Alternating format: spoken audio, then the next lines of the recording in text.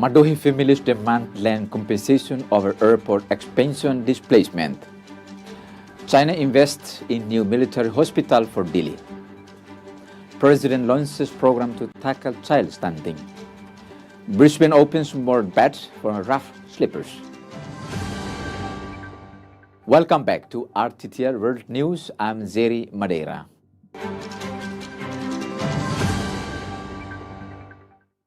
Families in Madohi village are said to be displaced as plans to expand Delhi International Airport progress, while the government has provided compensation for homes and plantations to over 200 households. 57 families are seeking payments for the land that they claim is rightfully theirs. Florentina Correa was born in Madohi village and has called the area home for decades. I have nowhere else to go. I've lived here my whole life, and my children take care of me. I wish they would only evict us after I die. The 87-year-old claimed the land belongs to her ancestor. The government claims this land, but I know it belongs to my ancestors. I grew up here, and I know my parents and my grandparents were born and lived on this land as well. She and her family are among the hundreds of families who were given 15 days to vacate their homes. The government is set to demolish more than 200 households in Madohi village to make way for the Delhi airport expansion. While families have received compensation for their homes and crops, 57 households are claiming they are entitled to additional payouts for their land. We consider the government's action in the dispute over the land ownership could create serious and irreparable damage to us. Why is the government evicting us? What did we do wrong?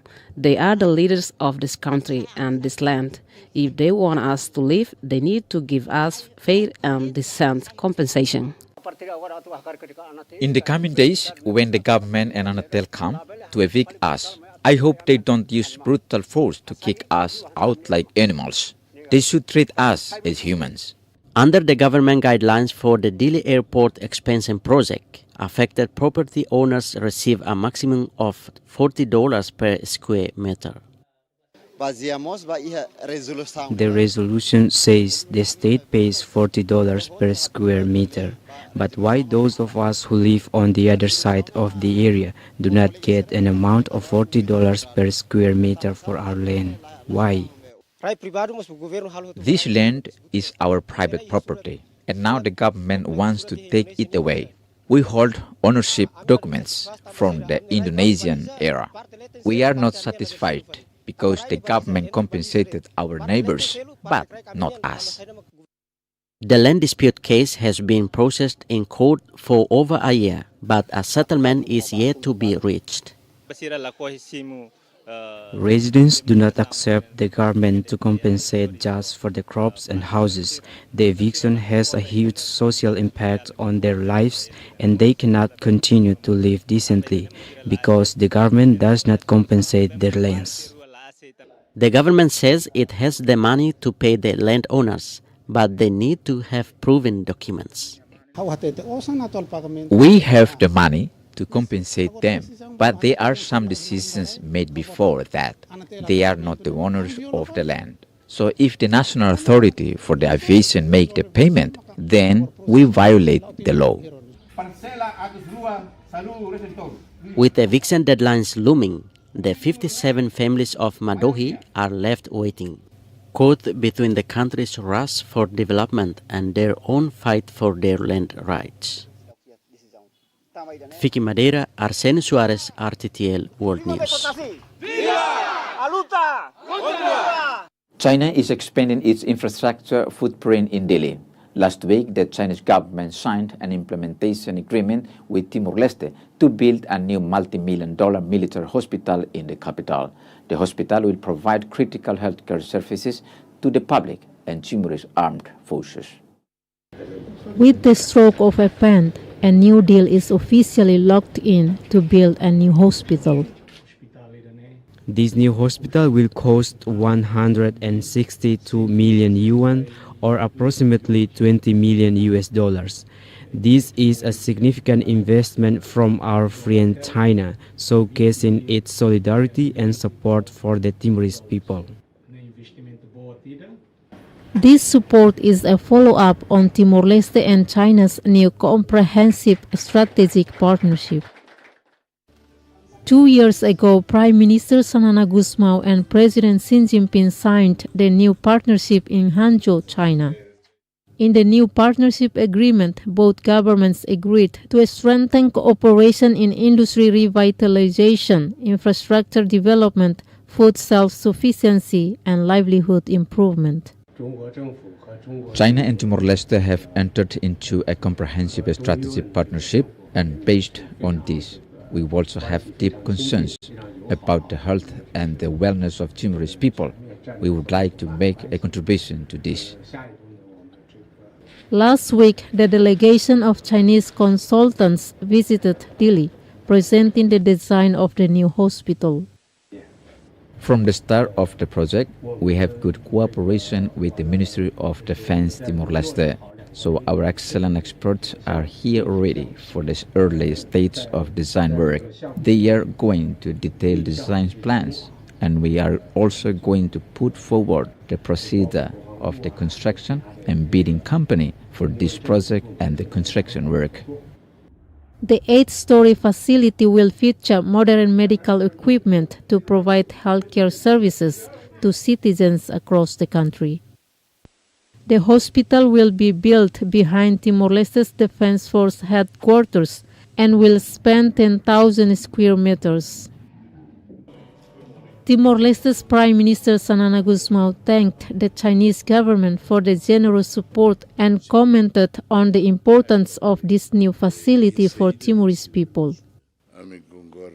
At the Council of Ministers meeting, we agreed to accept the offer from China to build a military hospital behind the Ministry of Defense office and military headquarters, and after it is built, we can coordinate with the Ministry of Health to prepare doctors so we can avoid sending patients abroad. Every year, the Timorese government spends around 12 million US dollars sending patients abroad for medical treatment. This new hospital is not China's first investment in Dili. China also built the Presidential Palace, the Ministry of Foreign Affairs and Cooperation, and the Defense Force headquarters. Paulina Quintaun, Juvenal da Silva, RTTL World News.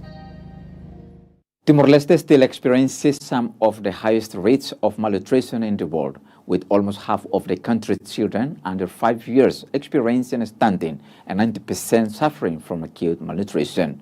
The government and its partners have launched a new program to provide integrated healthcare services and subsidies for pregnant and breastfeeding mothers.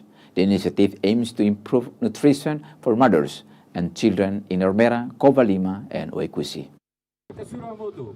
An effort to reduce child stunting. President of Timor-Leste, Jose Ramos Horta, joined several UN agency representatives, launching the pilot project of the conditional subsidy for maternal and child nutrition in Ermera municipality. We need to invest in the health of mothers and children from the beginning, when the babies are still in their mother's wombs, not after they are born. Investment in the first 1,000 days of life is crucial to combating chronic malnutrition, particularly stunting. There is nothing more important than this. This program is significant. We need to expand it in the future if we want to reduce stunting and improve mothers and infant nutrition. The Demographic and Health Survey 2025 to 2026 reveals that 45% of children under 5 are stunted and 19% suffer acute malnutrition. Over the last decade, stunting rates in the country dropped by just 1%. Dozens of pregnant and breastfeeding mothers attended the event to register for health treatments and receive subsidies and nutritional supplements. I appreciate this program because it helps us breastfeed our babies to keep them healthy and growing. There are 10,000 people across 3 pilot municipalities that will benefit from this program. Each eligible person will receive $25 every 3 months, along with supplementary food. The beneficiaries for this program include pregnant mothers, breastfeeding mothers, and children under 3 years old. The World Food Program, or WFP, is providing technical assistance to the government officials for the implementation. WFP representative to Timor-Leste, Jacqueline de Groot, said malnutrition is a complex issue. If you eat nutritious food, but maybe you get sick and you cannot get properly treated, then no matter how much nutritious food you eat, your body cannot take it in. So health and health measures are also really important to ensure that malnutrition is reduced. In Timor-Leste, approximately 42% of the population lives on less than $2 a day. For people when they're poor, it's also more difficult to ensure that beside from the school meal, they can buy nutritious food for the other meals that the child eats. So poverty also has a big impact on the overall statistic of malnutrition. The government has committed $4.8 million to the program over the next 3 years. Meanwhile, the Asian Development Bank is contributing $2.5 million in technical assistance. Paulina Quintão, RTTL World News. Timor-Leste has made significant strides in improving healthcare since independence, but preventable diseases like tuberculosis continue to pose a major public health challenge. RTTL World News spoke with Clipper Domain Clinics Director Joaquim Freitas Suarez about the progress of the country's health sector and the ongoing fight against TB. Could you tell us about your organization's work in Timor-Leste?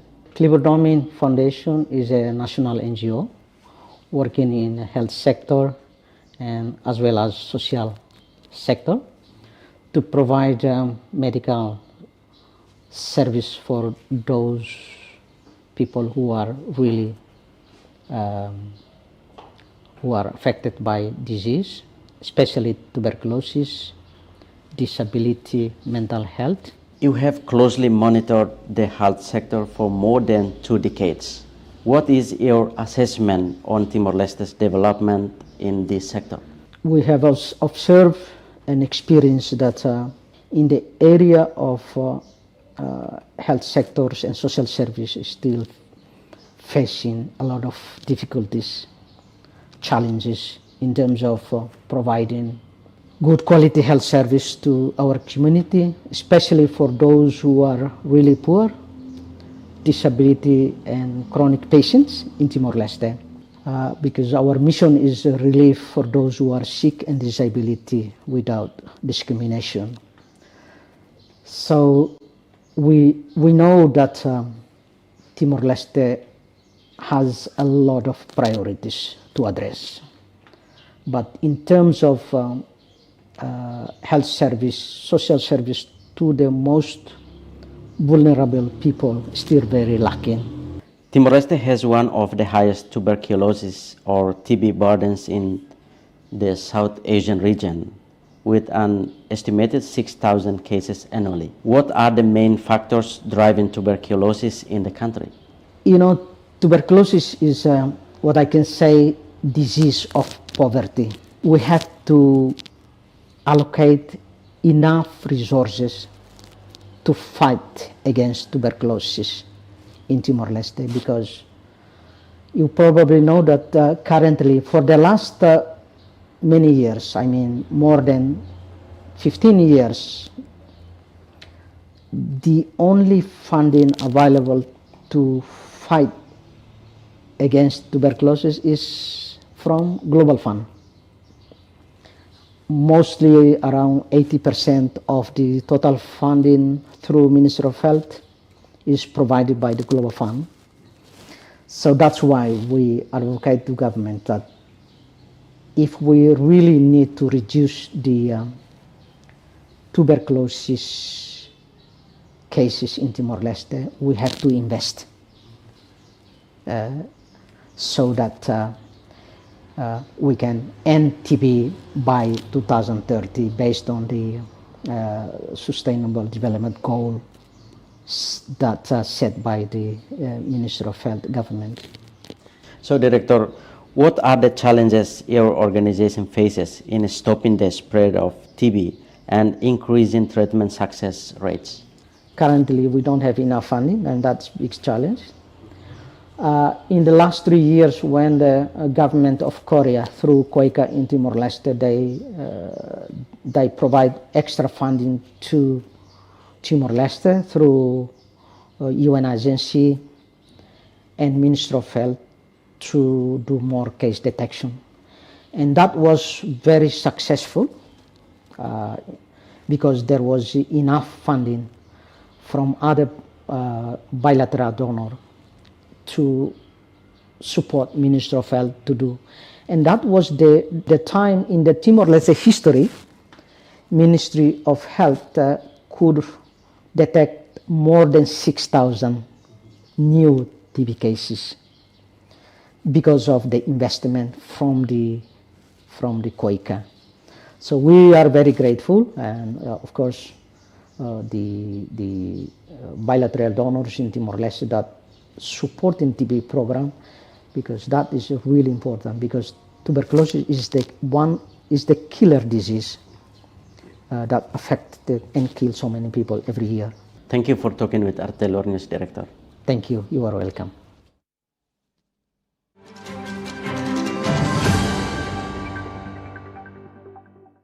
In international news, the Queensland government says new funding for a Brisbane homeless shelter shows it won't be like other Olympic cities and paper over the cracks. The one-of-a-kind expanded service will provide a safe home and food for the city's most vulnerable.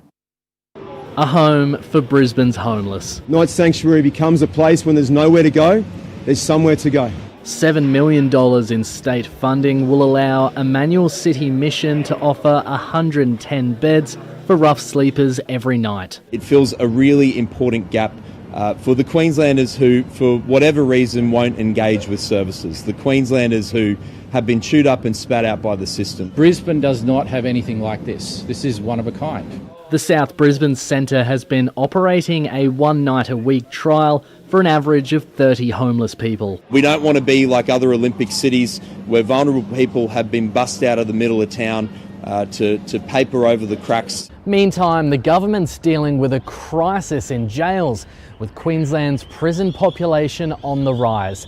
An Auditor General report found almost half of sentenced prisoners released from jail return within 2 years. The prisoner population has increased by 54% in the decade to June 2025 to more than 11,000 detainees. It's meant 13 of Queensland's 20 correctional centres have held more prisoners than originally intended. They're spending all this money on building prisons, and there's no money for rehabilitation, and that's not good for the community. The minister deflected when asked to respond. Yeah, I'll give you a stat. The Auditor General found that under the previous Labor government, 96% of youth offenders returned back to detention. Well, this government has completely failed to plan.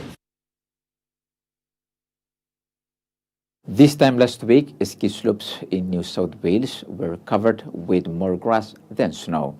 But that's all changed with conditions improving just in time for the school holidays, giving visitors and businesses a lift. A picture-perfect day in the snowy mountains. Sunlight, great shadows, lots of snow, and it's not too cold. With Perisher looking like a winter wonderland. Feels so sick. The base is really good at the moment, sticks so well. It's a very late snow, so so it's a very good day, thank God. Just a week ago, these slopes were spotted with grass, following one of the worst starts to the season in decades. I'm not going to say grim, but everyone was working really hard to keep everybody entertained and occupied. A lot of people wanting to leave because they weren't certain if the snow was going to come. But thanks to a snowstorm, Herisha saw almost 40 centimetres fall just in time for the school holiday crowds to get some turns in. Now, look at them, they're here, the sun's out, the snow's here, the snowmaking's going fantastic at night time. The snow's been amazing, it's definitely picked up. But there are still long queues for the ski lifts, with resorts needing a lot more snow to open up all parts of the mountain. Yeah, pretty slow. There could be a bit more snow, but... The snow's actually pretty compact. Yeah, it's not very soft at the moment, so stacks are going to hurt. Good snow. Good snow. I think I wish more. I'm having my fingers crossed. We just want to get more. Cold conditions are forecast for a while yet, giving more people the chance to carve it up.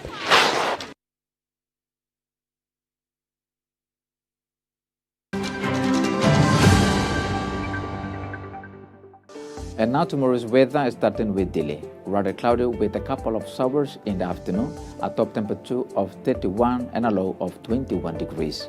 Overcast in Bokal with a couple of showers in the afternoon, temperatures ranging between 28 and 18 degrees. In Lotem, considerable cloud with afternoon showers and a high of 27 and a low of 20 degrees. Overcast in Bobonaro with occasional rain in the afternoon, a top temperature of 27 and a low of 14. And sun through high clouds in Aileo, temperatures ranging between 26 and 12 degrees. Now looking abroad, high thin clouds in Kupang, a high of 32 and a low of 21. In Bali, sun through high clouds, temperatures ranging between 33 and 19 degrees. Hazy sunshine in Jakarta, a top of 34 and a low of 24. In Seoul, a scattered morning thunderstorm, otherwise humid with intervals of bright sunshine, a high of 28 and a low of 23 degrees. Sun through high clouds in Darwin, temperatures ranging between 32 and 21 degrees. In Sydney, a scattered morning showers, otherwise mostly cloudy, a high of 17 and a low of 8 degrees. Mostly sunny in Lisbon, temperatures ranging between 28 and 70 degrees. In London, mostly sunny and very warm, with a top temperature of 30 and a low of 17. An occasional morning rain and thunderstorm in Belfast, otherwise cloudy and warm, a top temperature of 24 and a low of 14 degrees.